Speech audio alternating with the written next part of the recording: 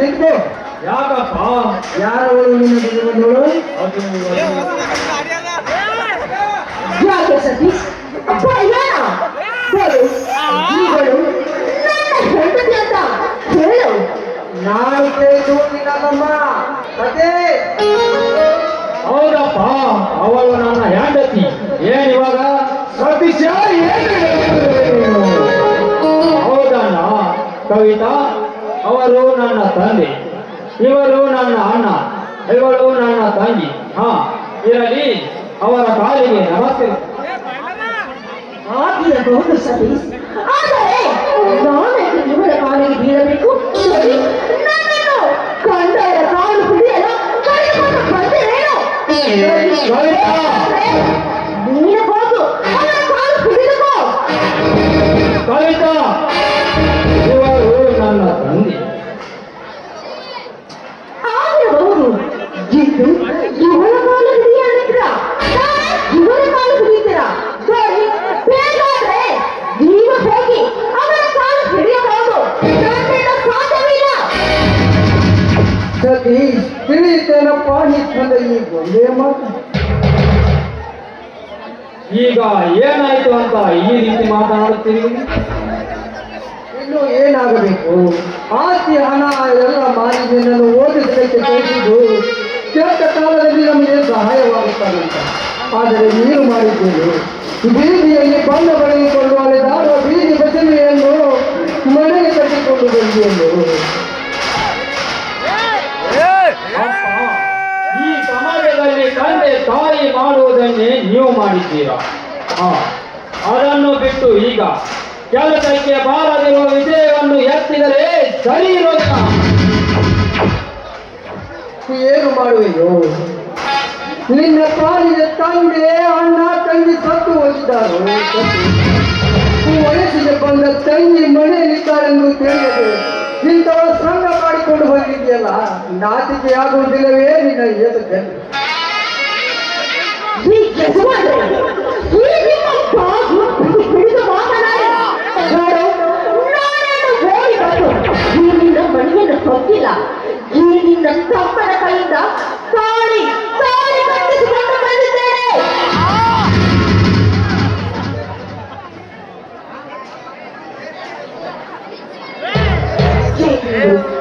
ಬಾಯಿಗೆ ಬಂದಂತೆ ನನ್ನ ಜೊತೆ ಮಾತನಾಡಿದರು ಬಾಯಿ ಮುಚ್ಚಿಕೊಂಡು ಸುಮ್ಮನೆ ನಿಂತಿರುವರಲ್ಲ. ಇದು ನಿನಗೆ ಸರಿ ಅನಿಸುತ್ತದ? ಅಪ್ಪ, ಇವಳೇನು ನನ್ನ ಹಾಗೆ ಬಡತನದ ಮನೆಯಲ್ಲಿ ಬೆಳೆದವಳಲ್ಲ. ಅಣ್ಣದ ಅವಳಿಗಾಗಿ ಬೇರೆಯವರ ಮನೆ ಬಾಗಿಲಿಗೆ ಹೋಗಿ ಕೈವಟ್ಟಿ ತಂದು ತಿಂದವಳಲ್ಲ. ಶ್ರೀಮಂತ ಮನೆತನದಿಂದ ಬಂದಿರುವ ಶ್ರೀಮಂತ ರಾಣಿಯಪ್ಪ ಇವಳು. ಕಾಲಲ್ಲಿ ಕಟ್ಟುವ ಚಪ್ಪಲಿಯ ಕಿಮ್ಮತ್ತು 10,000. ಅದರ ಕಿಮ್ಮತ್ತು ಇಲ್ಲ ನೀವು ಮಾಡಿದ ಉಪಕಾರಕ್ಕೆ.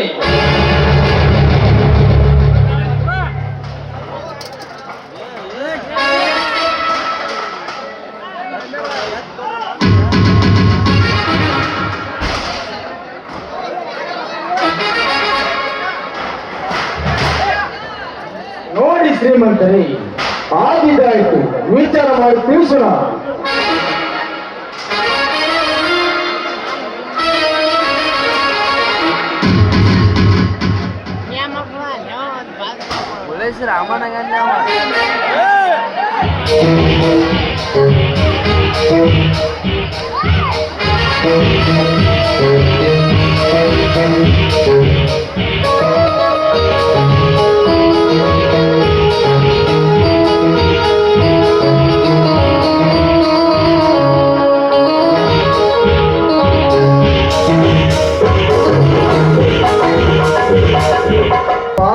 ತಮ್ಮ, ಆಗಿದ್ದಾಯ್ತು. ಈ ಸಂತೋಷದಲ್ಲಿ ಒಂದು ಸುಂದರ ಗೀತೆಯನ್ನು ಹಾಡೋಣ.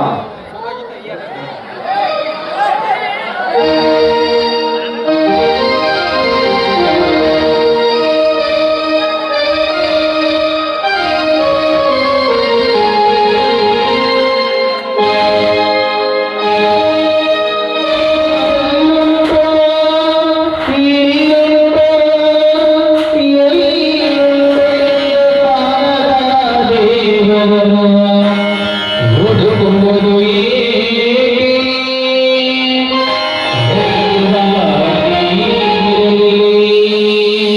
ಮುಳು ಮುಳುಗಿಯೇ ಗೊಬ್ಬರ